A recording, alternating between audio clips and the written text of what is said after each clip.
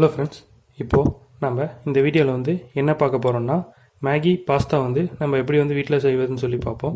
வாங்க செய்ய ஆரம்பிக்கலாம். முதல்ல அடுப்பு ஆன் பண்ணிக்கோங்க.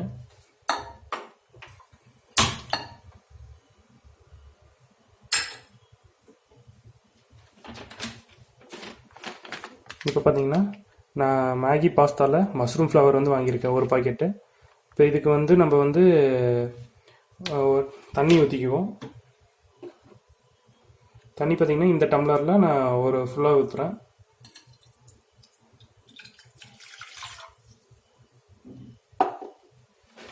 இப்போ இதை நம்ம கட் பண்ணி ஆட் பண்ணிக்கலாம்.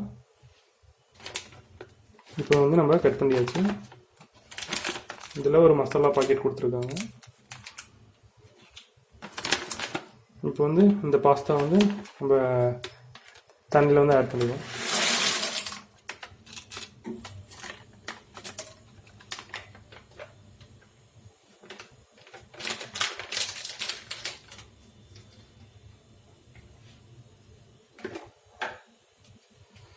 இது நல்லா வேகட்டும்.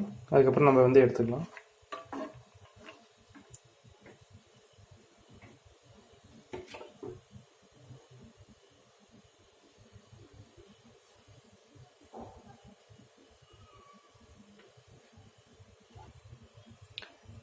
இப்போ நல்லா வேகட்டும். இப்போ இது பாத்திரத்தை மூடி வச்சுருங்க.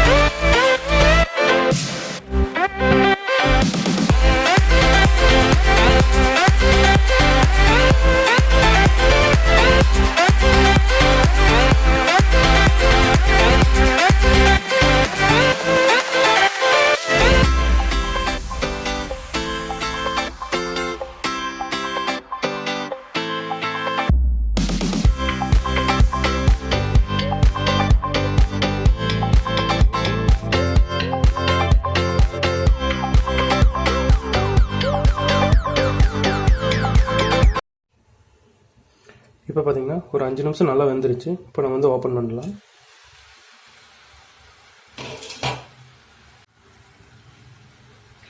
இப்போ பார்த்தீங்கன்னா தண்ணியெல்லாம் ஓரளவுக்கு நல்லா வத்திருச்சு. பாஸ்தா நல்லா வெந்துருச்சு. இப்போ நம்ம மசாலா பாக்கெட்டை ஆட் பண்ணிக்கலாம்.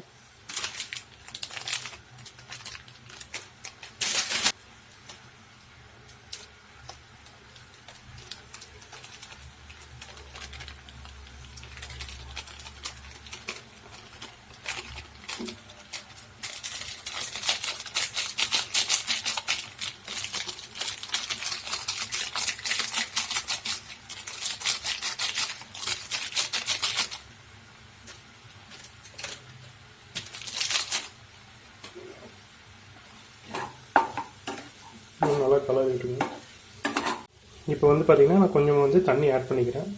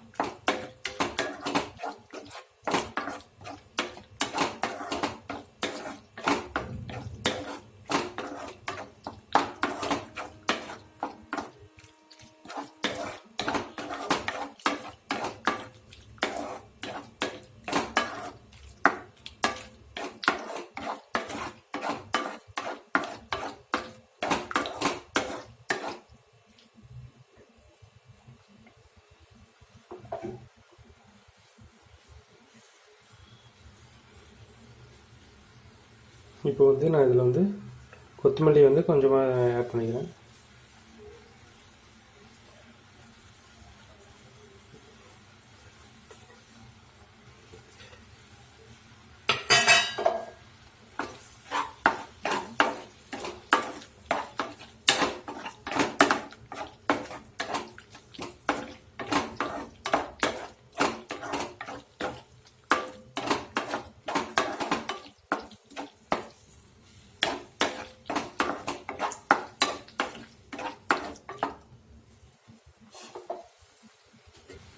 இதுலேயே நான் வந்து கொஞ்சமாக புதினாவும் ஆட் பண்ணிக்கிறேன்.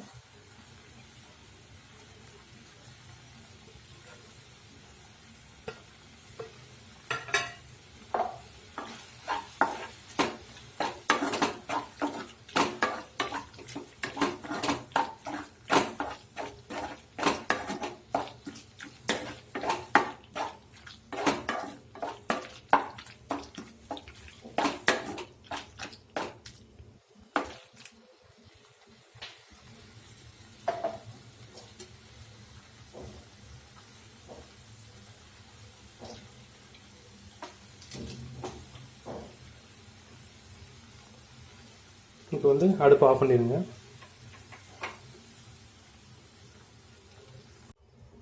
இப்போ வந்து நம்மளோட பாஸ்தா வந்து ரெடி.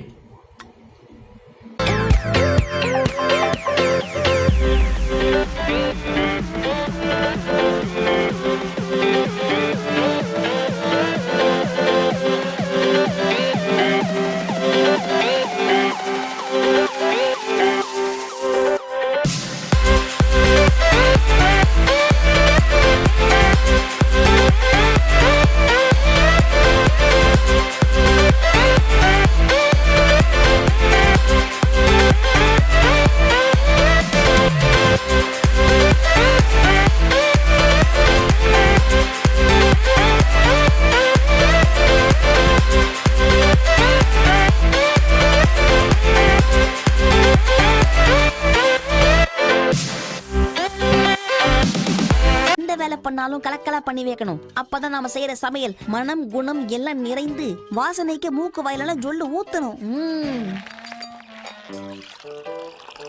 நான்வெஜ்ல முக்கியமான விஷயம் காரம். அதனால சில்லி சாஸ் இதுல எந்த அளவுக்கு போடணும்னு எனக்கும் தெரியாது, சாப்பிட்டாதான் தெரியும்.